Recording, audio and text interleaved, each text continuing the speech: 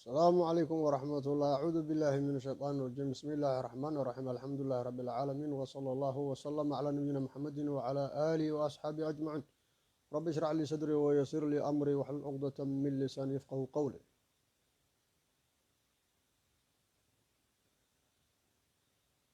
وعبد الرشيد علي شيخ محمد ويه waxaan rabaa inaan ka hadlo maanta Soomaaliyeed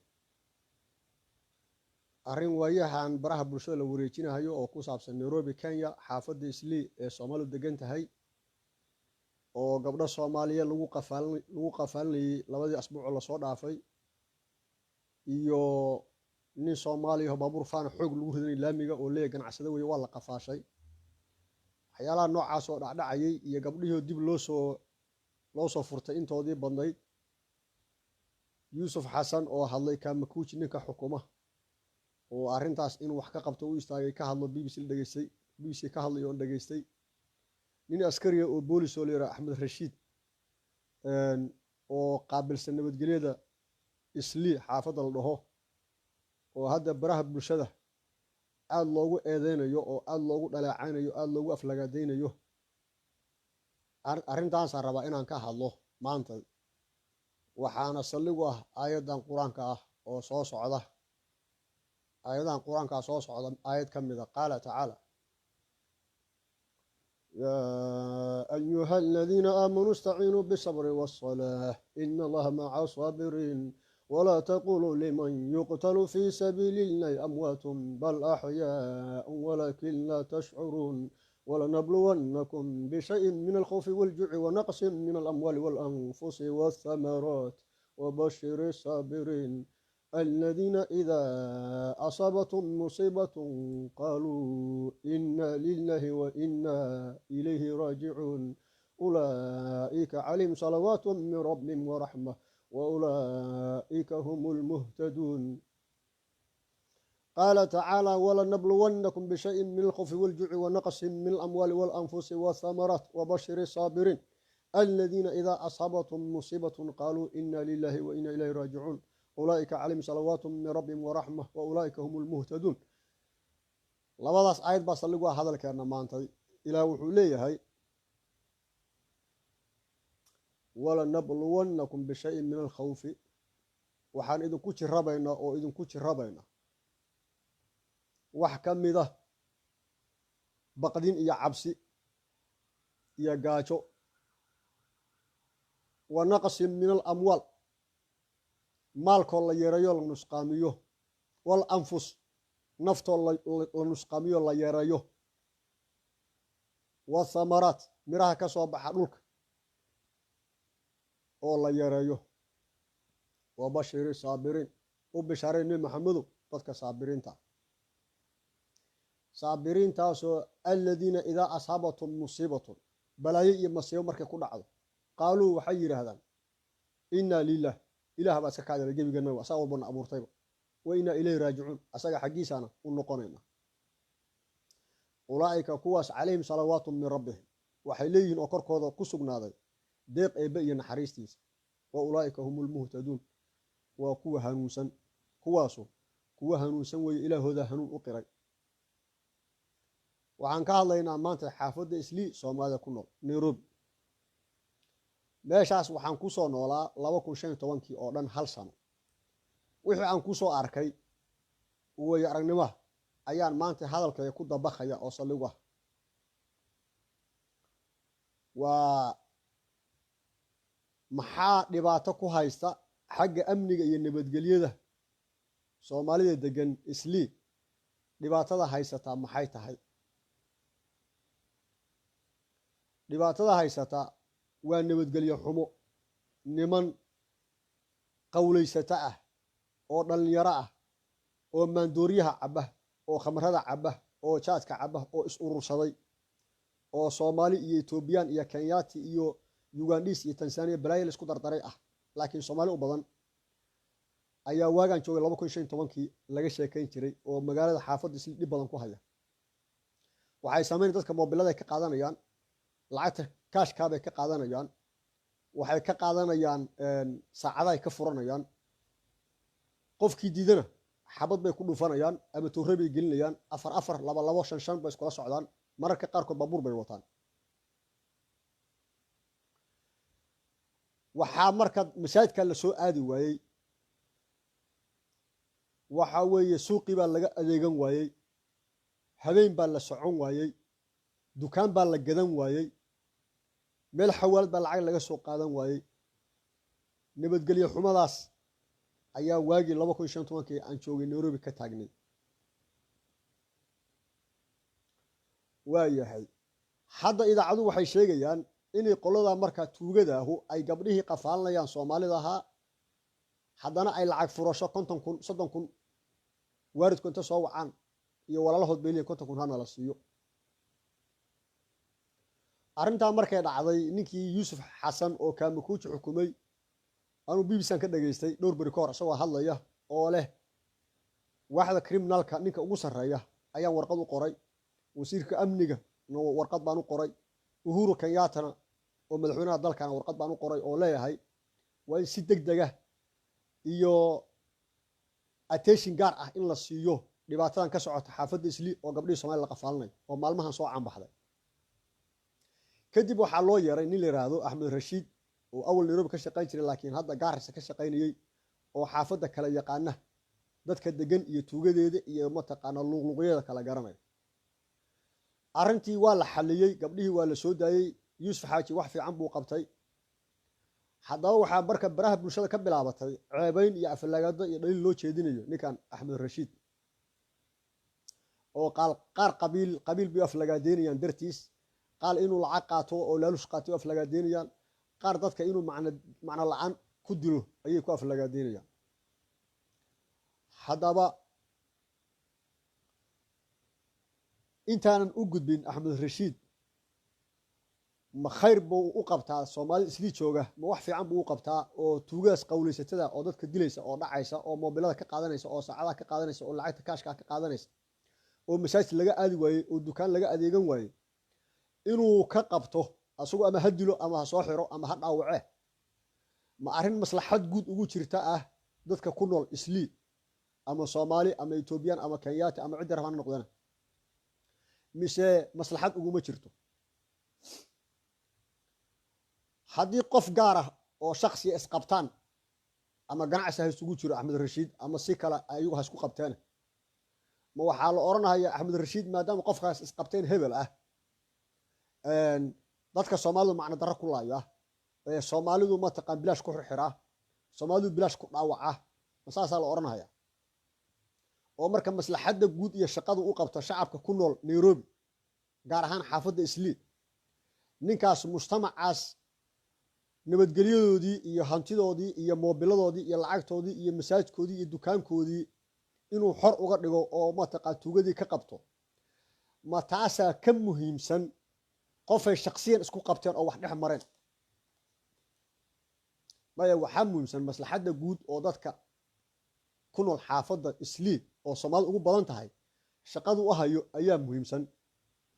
ninkan waana askari oo Kenyaati ah, Soomaali asaga dhalashada ha ahaato, laakiin dowladda Kenya u shaqeeya oo askari booliis u yahay oo dhar cad ah. waayahay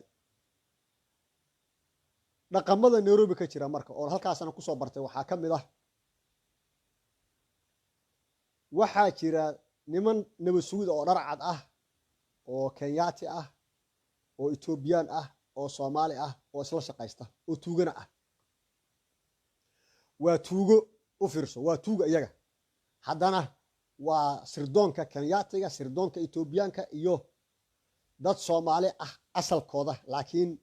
Ethiopiankana sirdoon u ah, Kenyaatigana sirdoon u ah. marka Soomaaligii laba dhan buu ku jiraa, waa sirdoon Ethiopian ah, dhinacan kalena waa sirdoon Kenyaati ah. Ethiopianka sirdoonkooda iyo Kenyaatigu soo shaqaynayaan, afartuna tuugo weyn. aniga idinla hadlayo Cabdishacaal Sheekh Maxamed ayaa arrintaa cadeynaya. halkii sano aan joogay anay daba socdeen afartuba, laakiin shilin lacagana ma siinin. hal mar ay toos iisoo abaareen oo dacwaan kuu qabnaa ay dhaheenna ma arkin, laakiin way iga daba wareegan jireen. qolkan deganahay iyo masaajidkan ku tukanahay iyo maqaaxidan fadhiya iyo odagan qabiilka ka qoranahay iyo waxaasay igu ag wareegaan. aniguna kii aan 2 jeer 3 jeer arkay inta soo hor istaagaan wejiga inta hor istaaga baan kamarada dhab ku siinayay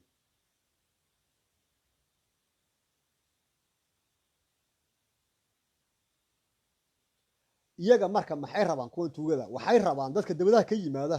oo suudkii tayga wata ayay waxay iska aaminsan lacagba inay wataan marka xoogaa inta la bajiyo loo caga jugleeyo ayay lacag ka daadsadaan marka dadkaasi aniga ii maleeyeen inta xoogaa loo humbaaleeyo in lacag laga daadsado ay arki jireen bay ii maleeyeen way ugu qaldameen waxaa kaloo jira kuwa jawaasiis ah oo masaajidana fadhiya baararkana fadhiya oo Soomaali ah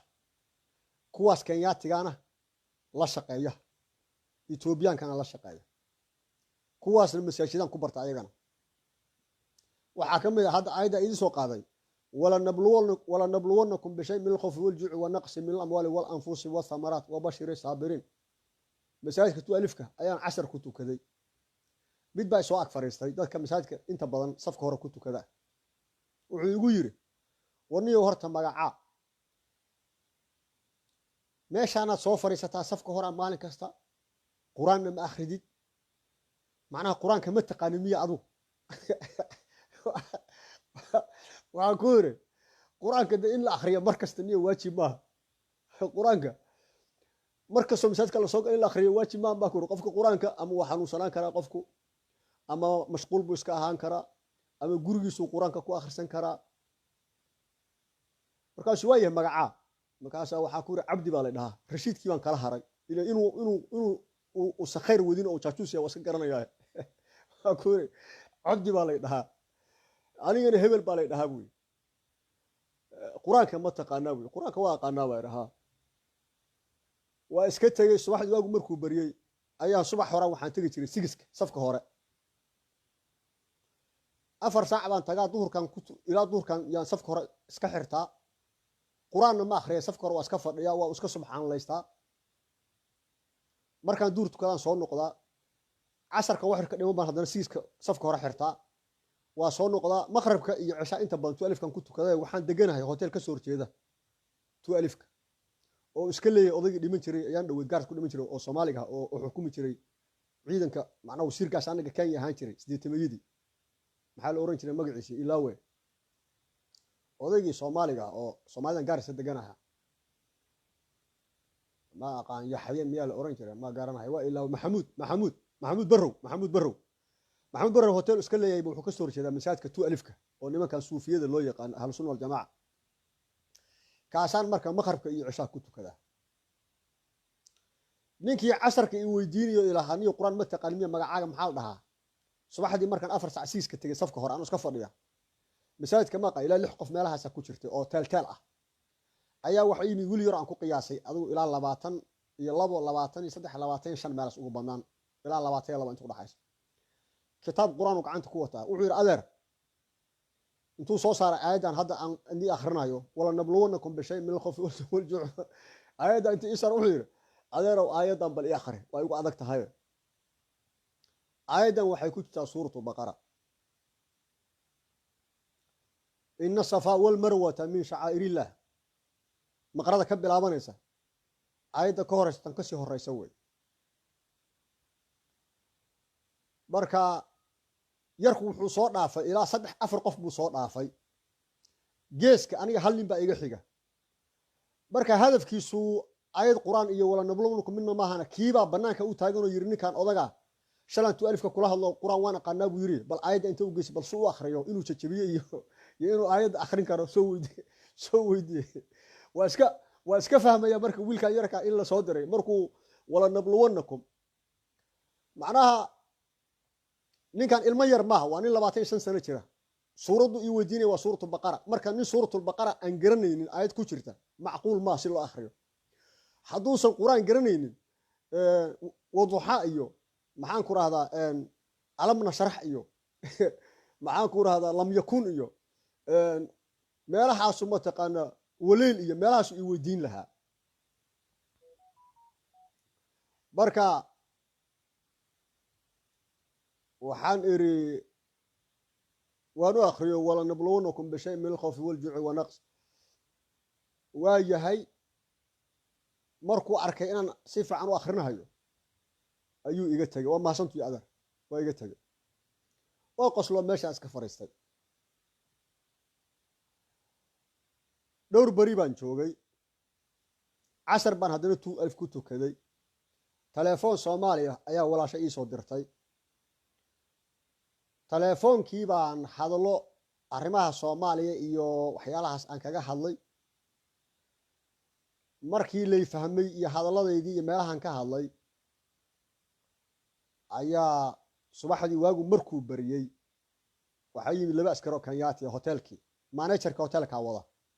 waxa dhaniyow baasaboorkaaga u baahanahay koob baan u soo bixiyay waxaan ku koobiga meel kamid ah macnaha xaafadda Islii ayuu jiraa oo in la iga xadan ka baqay way iga tageen dib dambana iguma soo noqon booliskaas suu ku yimid maxaa keenay hadalkii aan kaga hadlay 2000ka ayaa keenay marka masaajidyada 2000ka iyo 6ka iyo masaajid yar oo ku dhex yaala Islii meeshaan la dhaho magaceeda waxa leeyahay Andalus oo hotelkaas asagana aan 5 bilood hurday markaan ka soo guuray kaas 12 ka soo horjeeday oo odagaas jananka Maxamed Barre uu lahaa 7 biloodna waxaan hurday kaas 5 biloodna waxaan hurday 5 bilna waxaan hurday kan Maxamed Barre oo 12 ka soo horjeeda 7 bilna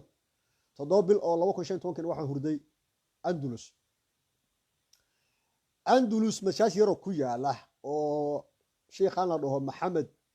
Shakuul iimaan ka yahay mid haddana Oromaaba iska ka daba dhigtay Oromo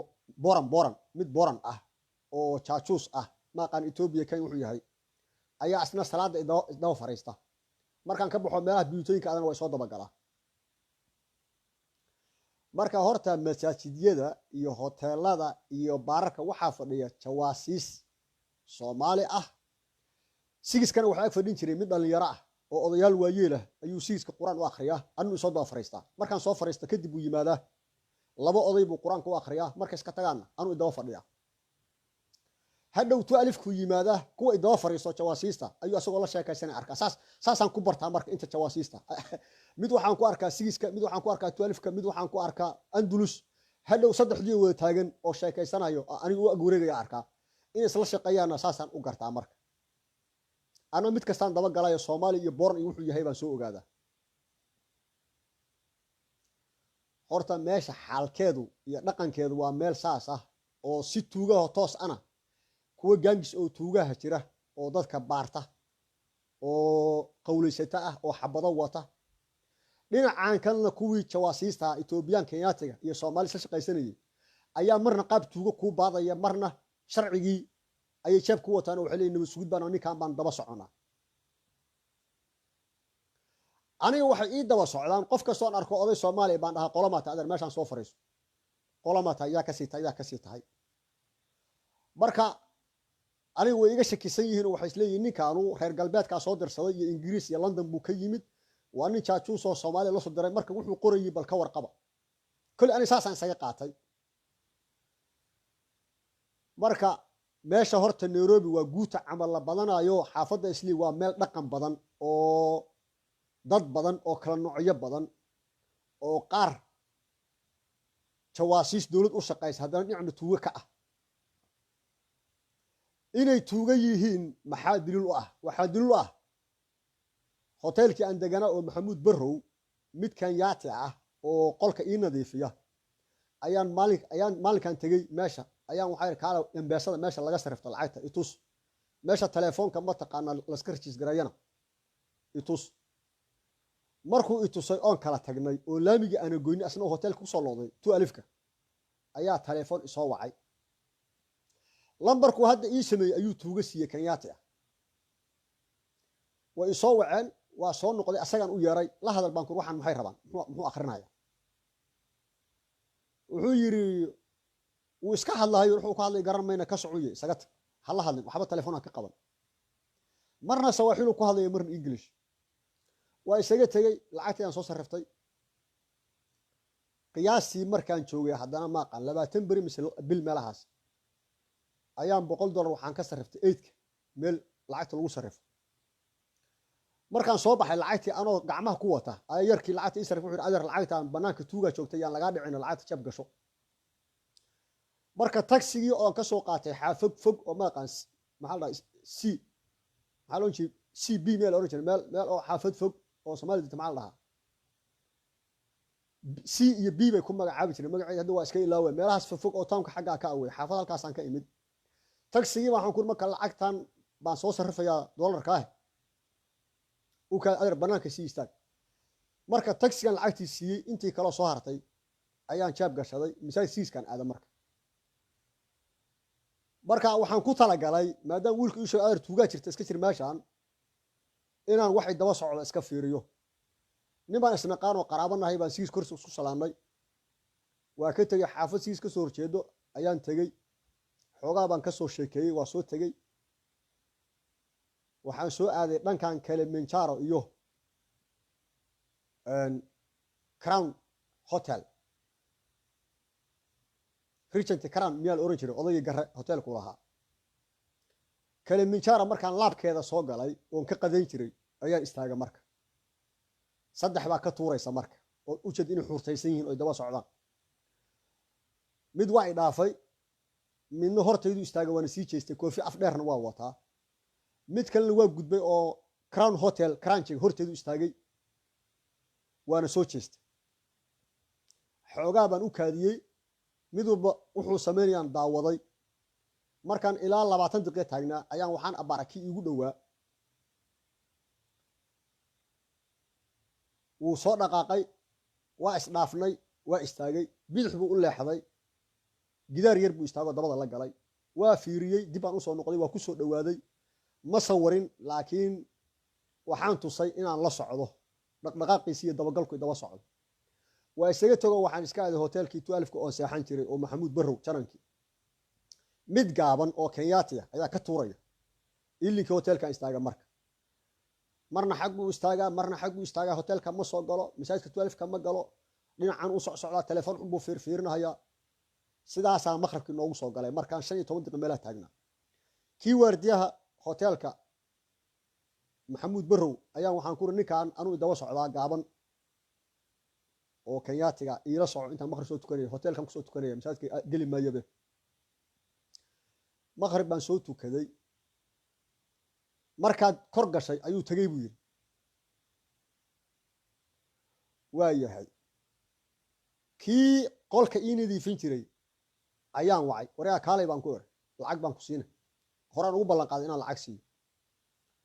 ma joogu yiri laakiin agaarahagan jooga waa soo tagay wiil Soomaali oo embeesada ka sarrifan jiray ayaa lacagtan kunka adar isa sarrif la 200 iyo iga dhig 500 asagii ordahaya ayuu wuxuu ka yimid dhankaan 11 waa yahay lacag baan siiyay waa iska tagay waxaan aaday dhinacaas marka 12 ka biix loo leexdo magaceedii garan maayo oo la dhaafo hotelkan kan garaha leeyahay nimaan la balansana dhankaasaan aaday kuwii saddexda oo daba socday iyo kii gaabnaa oo hotelka hor istaagnaa afartii oo gaari wata ayaa gaariga lagu horgooyay meel yaro square ah oo bangiga ka soo horjeeda bangiga magaca lahaa daaqada la furay waa lagu qoqoslay waa fiiriyay waa gartay waa iska tageen anna waa iska tagay maxaa qosol iyo fiiro la isaga qaadaya waa la isfahmay ninkii baan la soo sheekaystay waa isaga soo tagay waxna uma sheegin hotelkan isaga soo noqday ilaa iyo maalintii lacagta kale ila sarrif imbaasada oo midka uu soo wacayay tuugada way soo wacayeen anoo hurda subaxdii galabtii markasta waa ninkan marka guriga ii nadiifiyay ninka tuugada igu soo hogaaminaya kuwan hadda oo lacagta daba galay markaan sarrifanay iyo kuwii ilaa waaga soo wacayay asaga hogaaminaya laftigiisa markay soo wacaan English bay ula hadlaan way caayaan waxay u dhahaan stupid baa tahay idiot baa tahay waa yahay baa dhaha waa fiicantiin waa isaga taga kii managerkan subaxdii u tago waxaan ku ninkan isaga ah xalay baan ogaaday inuu yahay ninka tuugada kuwaasna waan u sheegay managerka inay soo wacaan kuwa tuuga dhowr jeer buu la hadlo odagan maxaa ka rabtaan u soo wacanaysan faraha ma ka qaadaan waxaan ku marka ninkan horta waad iga bedelaysaa aniga qof kale oo baad guriga iga shaqeynay qolka ii nadiifinaya dibdam waar kara sawirna waa ka qaadaa asagii managerkiina wuxuu ku waa ku cayrinaya dacwadna booliskan ka geyn hadaad qof dambe oo hotelka degan aad tuugo ku soo hogaamiso horta inay kuwa dabagalka markaa dabagal inay isay ku ogaaday intaas waa inay tuugan yihiin soo ma dabagalka waxaan ku ogaaday markaan soo tagayay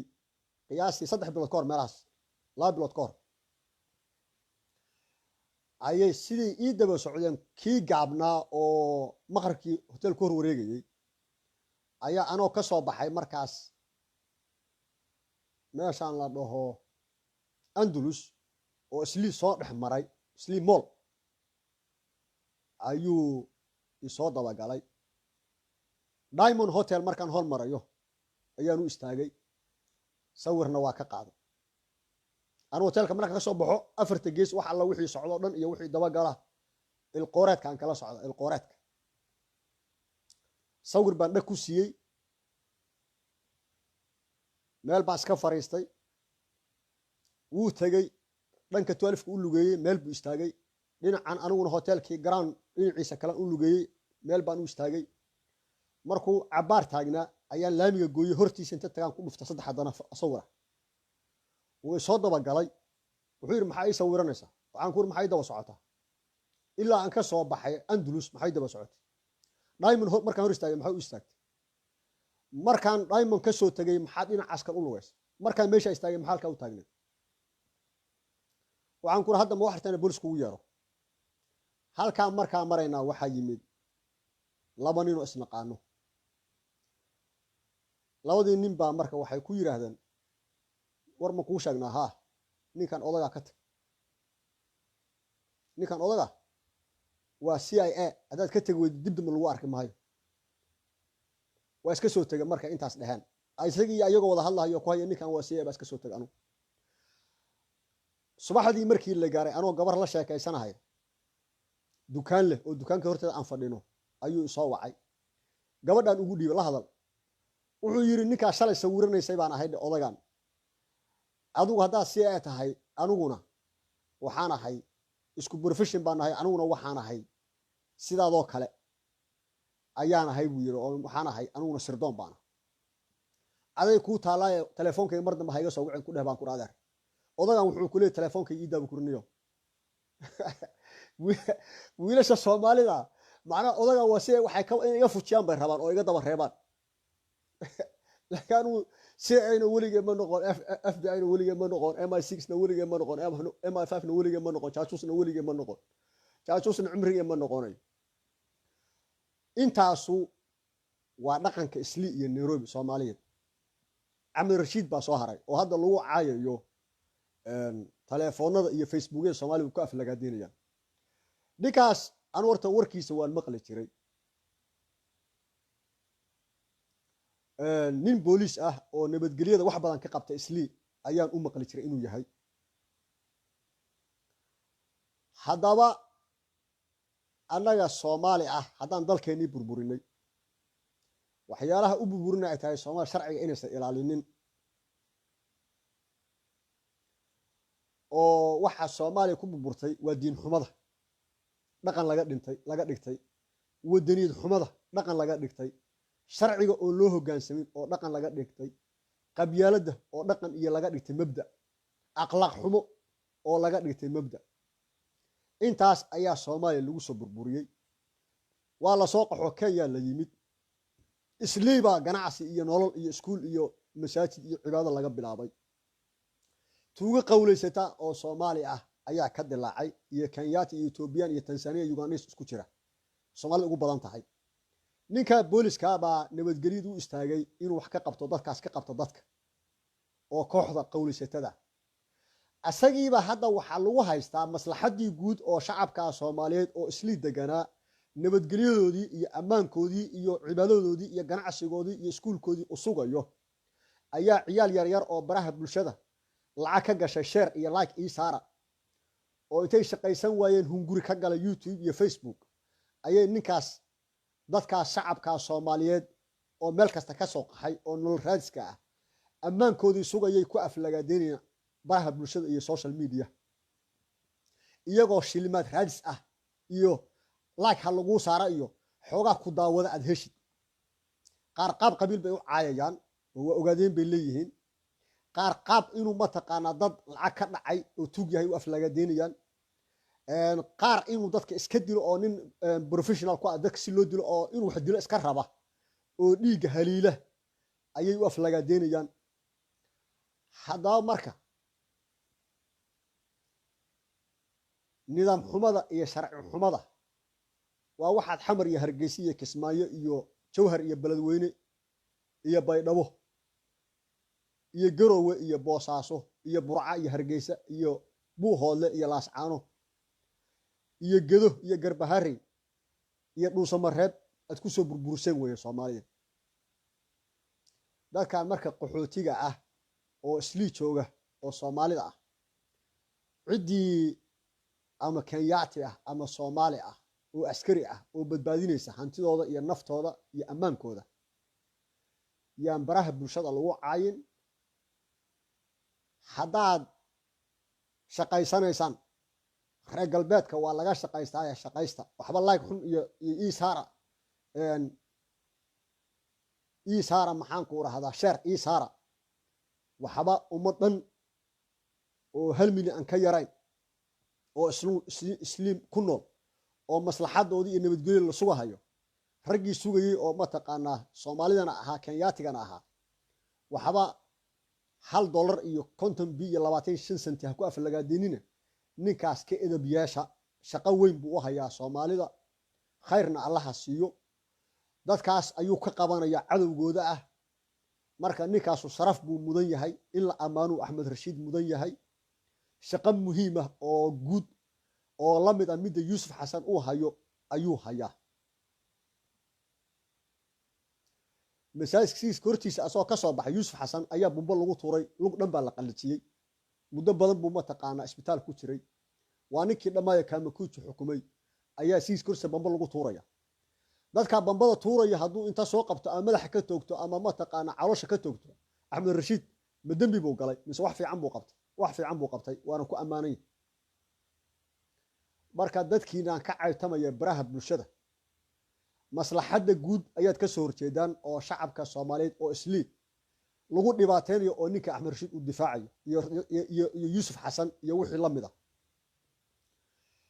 wixii ay kala galaan shakhsiyan ama ganacsi isku darsada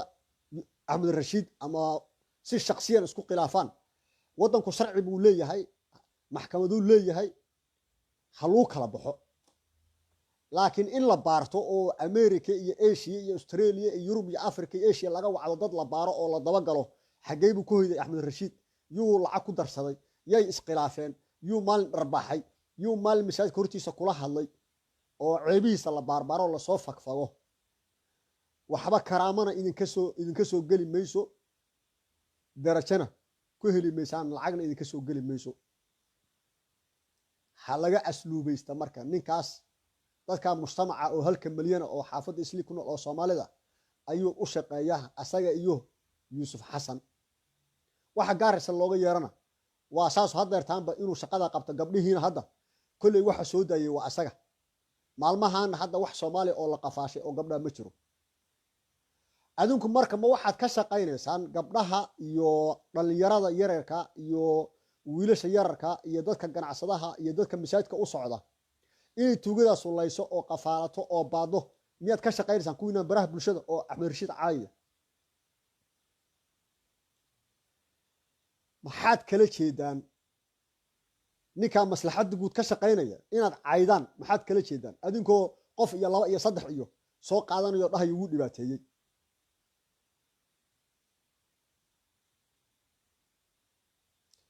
marka maslaxadda shakhsiga waxa ka weyn maslaxadda caamka.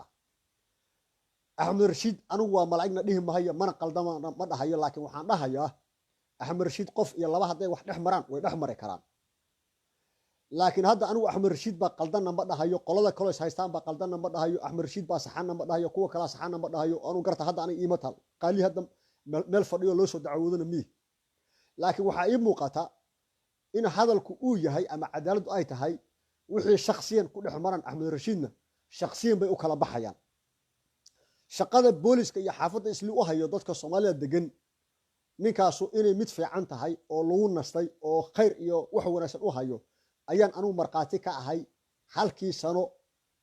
wixii aan ku soo arkay xaafadda islii oo Nairobi. waana ku mahadsan tahay baan leeyahay waana ku garab taaganay asaga iyo Yuusuf Xasanba ninka Kaamikuuji xukuumadda Soomaaliya waxaan ku darsanahayaa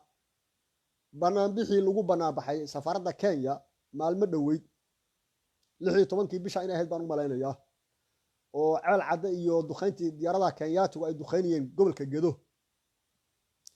ayaa waxaa la sheegayaa Maxamuud Saleebaan ayaan u tagnay Birmingham iyo Ingiriiska oo waxaan nagala soo qayb gala banaanbaxaas Gedo iyo mataqaan ceel cadda Kenyaatiga diyaarad lagu banaanbaxayo safaaradda Kenya 16 Maxamuud Saleebaan waa naga diideen reer Cabdulaan u tagnay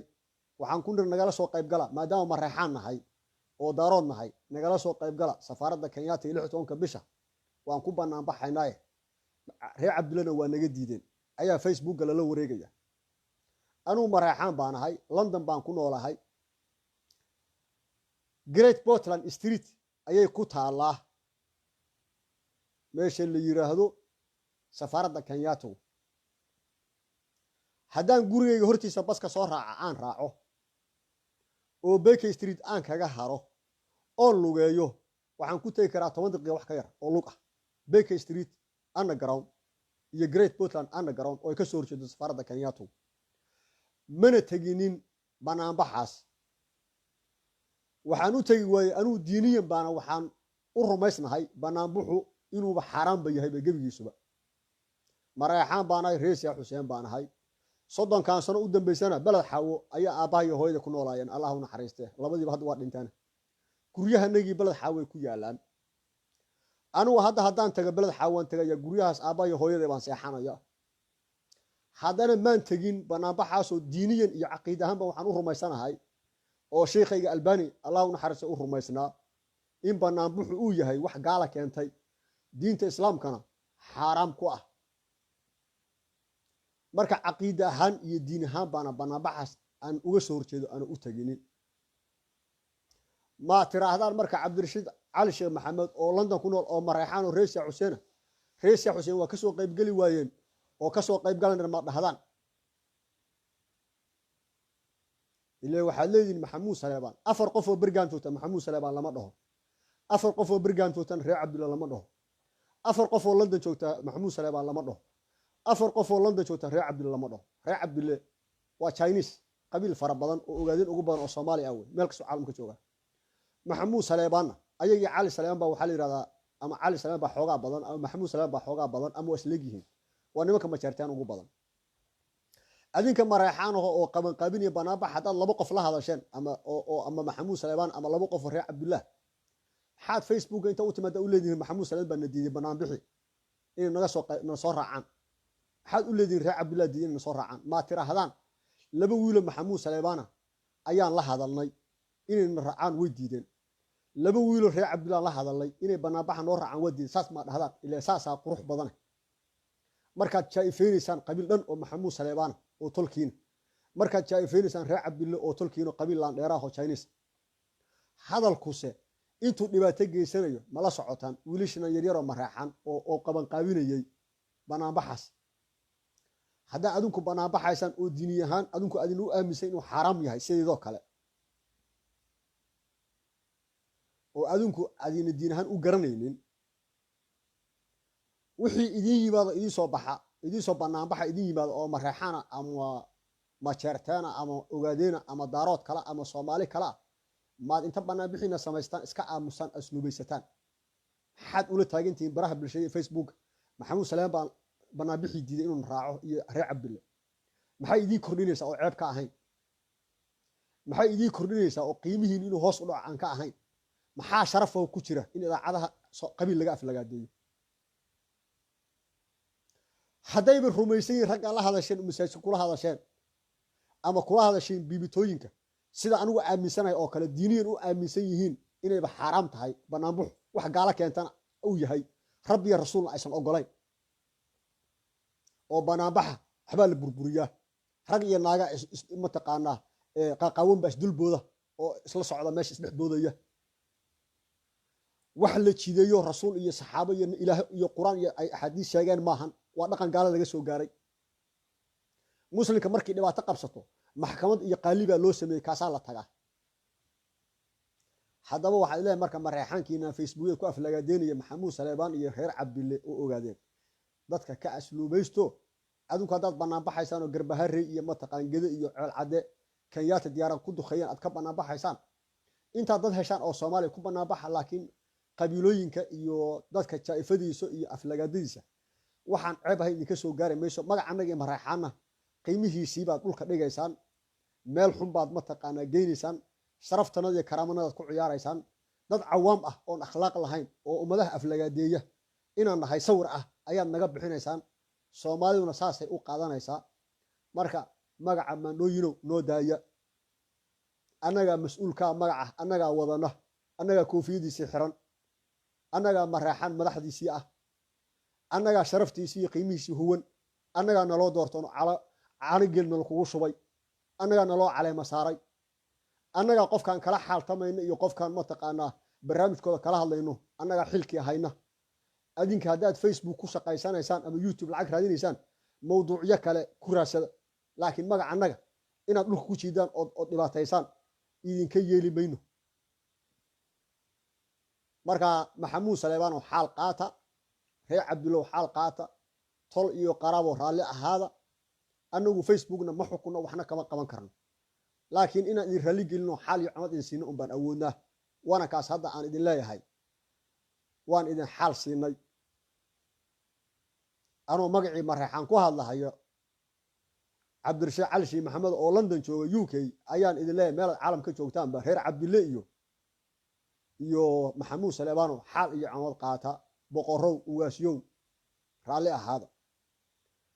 wixii aad maqashaan oo meelka dhac ka ah oo qabiil soomaaliyeed ama khaasatan daarood ama maxamuud saleebaan ama cismaan maxamed boqorada iyo reer cabdulle uwaasyada wax aan annaga qabiilka mareexaan iyo dadka xilka mareexaan haya iyo odayaashanadu waxaas kamana dambayno raallina kama nihin shuqulna kuma lihin dhowr jeero horan ereygaas waa iga maqasheen haddii marka wixii hadda ka dambeeya ummado kale oo soomaaliya ay ku qaldamaan wiilashan yaryaroo mareexaan oo baraha bulshada ka hadla waxaad ogaataan xaalkiinana iyo cumadiinana waa idiin qadimantahay anaa hadda idiin qadimay raallina ka ahaada shuqulna anagu kuma lihin waxaan ka warqabnana maahan wax ognahayna maahan waxaan raalli ka nahayna maaha axmed rashiidna waxaan leeyahay adeer waad mahadsan tahay shaqadaad hayso soomaali isli u hayso u hay waadna ku ammaanan tahay waana kugu ducaynaynaa waadna ku sharfan tahay 1 milyan baad ammaankooda iyo dhaqaalahooda iyo cibaadadooda ayaad wakiil nooga tahay adiga yuusuf xasan meesha yuusuf xasan noo joogo ninka kamakuusha xukuumaad noo joogtaa waadna ku mahadsan tahay warkaygii maantay oo aan kaga hadlayay arrimaha islii iyo gabdhaha la qafaalanayo iyo ninka axmed rashiid iyo tuugada qowlaysatada oo gabdhaha naga qafaalanaysa oo islii joogta oo soomaalida iyo isugu jirta etoobiyaanka iyo kenyaatiga iyo ugandhiiska iyo tansaaniyaanka tusaalayntaydii iyo xaal bixintii maxamuud saleebaan iyo reer cabdille aan siinayey intaasuu ku egyahay aad iyo aad baa u mahadsantii shacabka soomaaliyeed meelaa joogtaanba sharciga iyo nidaamka iyo kala dambaynta waa nolosha adduunka qaybaha ugu waaweyn wey marka intaad dalkiinii burburiseen oo diintiinii burburiseen oo dalkiinii burburiseen oo dadkiinii layseen oo akhlaaqdiinii ku tumateen oo jawaasiis wada noqoteen baa haddana laydinka fadhin layahay etoobiya kenya dariska iyo uganda iyo tanzania marka wax isku fala sida bani aadamku u nool yahay u noolaada diintana saad ugu dhaqmaysaan si ka fiican ugu dhaqma wadaniyadiinu way hooseysaa kor u soo qaada akhlaaqdiinu waa hooseysaa kor u soo qaada qabyaaladan indhahala oo dhagahala joojiya dhaqan xumada joojiya meel kastoo daraagiska iyo khamrada iyo xashiishka iyo qurunka cunaysaan joojiya dad nool oo wax isku falaya noqon